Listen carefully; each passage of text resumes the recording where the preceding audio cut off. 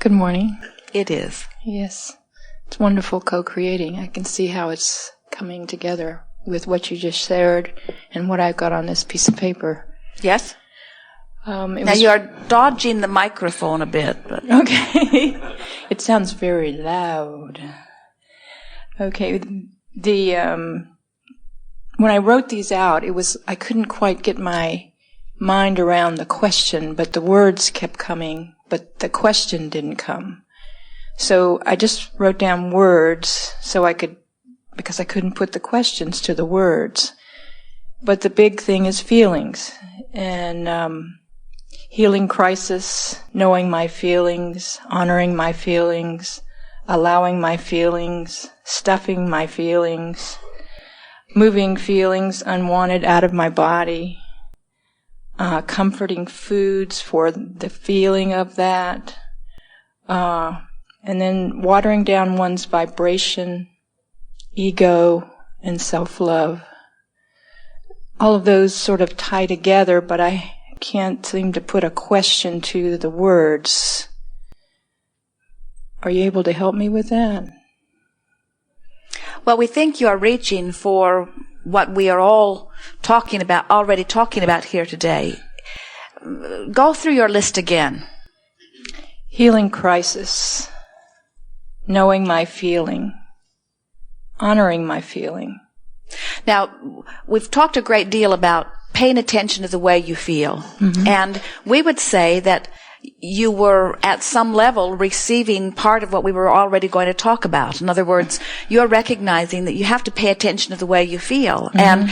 And the word stuffing feelings is interesting. It comes up from time to time. People worry about that we have been accused of encouraging people to stuff their feelings when we don't encourage them to beat the drum of where the feeling is. And people worry that if they do not acknowledge the feeling that they have, then will they be able to move from it? And what we are wanting to emphasize here is that when you identify the feeling that you are currently having with a deliberate intention to move from it or to find relief from it, now you are deliberately moving your emotions. And we think that what all of these words are that you are describing here, that you have written here, is what we are attempting to say when we are acknowledging that once you know where you are, and you know where you want to be, now by paying attention to the way you feel, you can acknowledge the movement that you're making. Sometimes it's not always easy to tell what I'm feeling.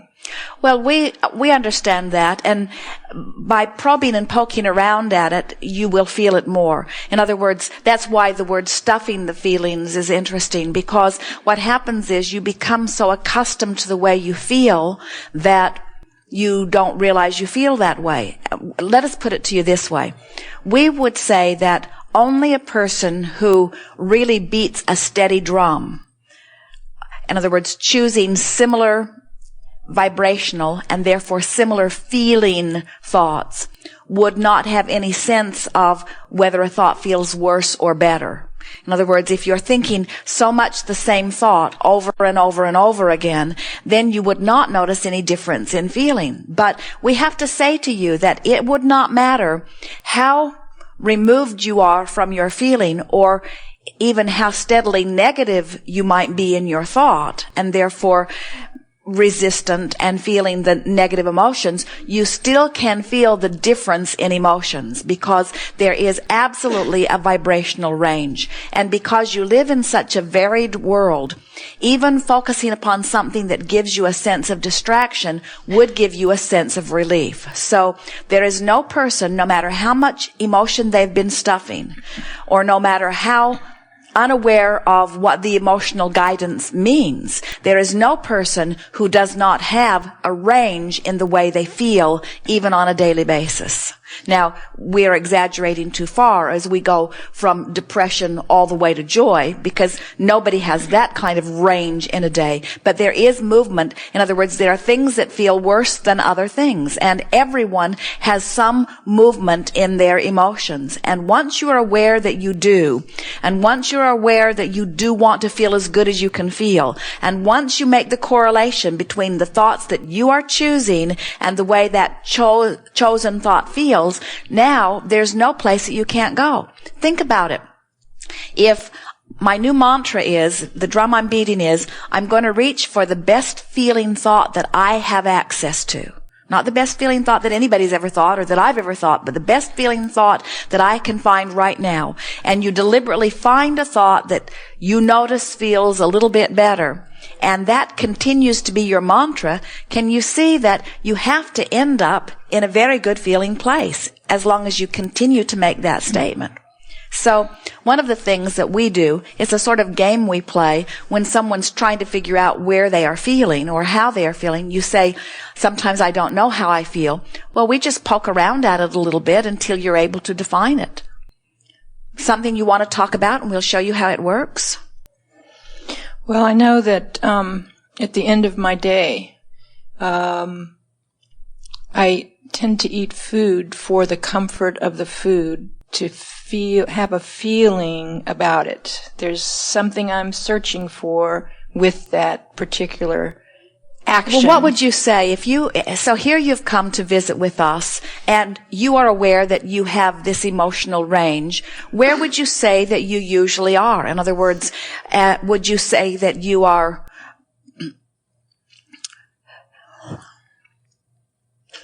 joyful or depressed? Joyful. Would you say that you are joyful or fearful? Joyful. Would you say you are and we agree, we're not trying to guide you. Would you say you are more often joyful or fearful? Joyful. Would you say you are more often joyful or overwhelmed? Joyful. Would you say you are more often joyful or hopeful? Now you see in other words, it's easy to tell that you're not depressed mostly, and it's easy to tell that you're not mostly fearful, and it's easy to, would you say you're more joyful or overwhelmed? Joyful. Now, Esther would say joyful too, but overwhelmed, she has to acknowledge, is in the ballpark too sometimes, you see. And so you're sort of narrowing down your range. And that does not mean that you are never depressed, but you are usually not. You are more often joyful than not. But you can feel, and so when you say, I'm not really sure how I feel, well, if you were depressed, you'd know how you feel. Or if you were really angry, you'd know how you feel. So when you say, well, I'm not sure how I feel, well, that's not so bad. That's like saying, I'm not sure if the stove's even on. In other words, it's on so low, I'm not even sure if the stove is on. And we say, well, then it doesn't really matter. Lay on it. It won't be a problem. Or try to cook on it. It will be a problem, but. So what are we here to talk about? Stuff covering up feelings that I don't want to feel. I feel is the whole thing that I'm here to talk about. Well, here's the thing. We think that you can tell. We just don't. We think that you're just like most people. You just haven't taken the time to, because it hasn't seemed very important. Esther watched her sister, and Esther felt it somewhat too, when her father died. Her father died a few months ago. And Esther was surprised at the way it affected her. She thought she was better prepared, and she thought she knew enough about non-physical that it would not be such an unsettling experience for her. And she watched her sister become angry at almost everyone. Her sister, who has spent much more time with her father and was helping him even in his last weeks and months. And as Esther watched her sister, she realized that the anger that her sister was choosing, or the thoughts which evoked the anger, were actually improved thoughts for her sister. And while Esther's first impulse was to try to talk her sister out of her anger, she realized that the anger that she was choosing was an improvement for her. So rather than trying to talk her out of it, Esther sort of applauded her for it. When you have strong feelings, it's easier to feel the relief. So what kind of feelings are you having on a day-to-day basis that you are not knowing how you feel? Well, I can recognize the joy and the bliss. Yes. But there's this level that is not either joy nor bliss or anger or fear. Well, then that is a little bit of diffusion. In other words, not much focus either, because when you're really focused, your emotions kick up in a stronger way. So it may be that you are not focused so much. When Jerry and Esther went back to San Antonio, they were there for about a month. And they knew that on this trip back to San Antonio that they were going to get ready for the first event that they would hold in their new building. And the building has been finished for quite a while.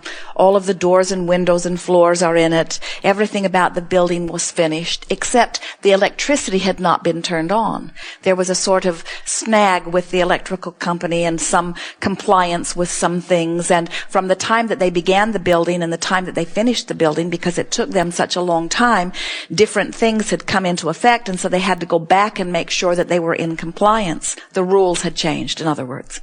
And so the gardens were in, everything was ready to go, except no electricity in the building, and now it is getting closer and closer and closer and closer. And so Esther's desire for the building to be ready to use was peaking at a stronger place. In other words, when they weren't in Texas, she wasn't thinking much about it, and so the fact that the electricity had not been turned on was not a strong point of her desire, so the fact that it hadn't been turned on was not a strong point of her discord. And when they first returned to Texas, the fact that the electricity was not on in the building did not make Esther feel strong negative emotion, because there were still several days in between. But as the days got closer to the event, and they are down now 5 days before the event, and they are still being told that somebody is missing something and somebody is missing something, Esther began to feel her emotions getting stronger and stronger. Her negative emotion became very apparent to her, because the range between where she stood and where she wanted to be was more focused, and she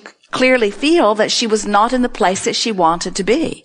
In other words, always when your desire is more focused, the evidence of where you are vibrationally is there. Now, if Esther if we had said to Esther, if Esther had been sitting here as you are, and we had said to Esther, how do you feel about this electricity? If she had said and really meant, I feel belief, faith, confidence that they will turn it on before we need it, then Esther's emotional range would have been in this smooth, good-feeling place. But the fact of it was, because it had been going on for over a year, Esther did not believe that it was one more thing. Every time it would be the day they were going to turn it on. Oh no, now we need you to grant us this easement. And then it would be the day that they were going to turn it on. Oh no, now we need this. And so Esther's belief, the drum that she had been beating from the evidence that she had been focused upon, had her vibrating here where her desire needed to vibrate over here.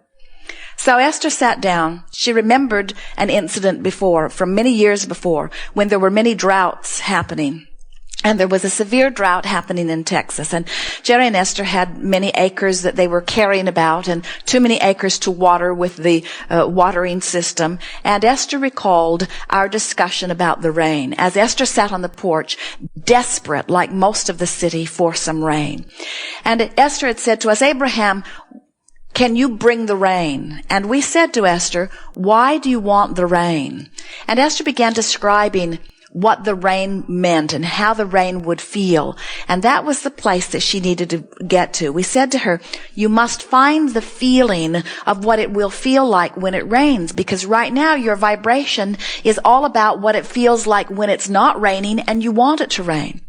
And Esther now in her electricity drought is remembering this water drought. And she was remembering the feeling that shifted in her on that day when she shifted from her awareness of there not being enough rain to her remembering and feeling what it felt like when it was raining. And Esther said to herself, this is what I need to do about this electricity. So she said to Jerry, I'm going to bring the electricity like I brought the rain.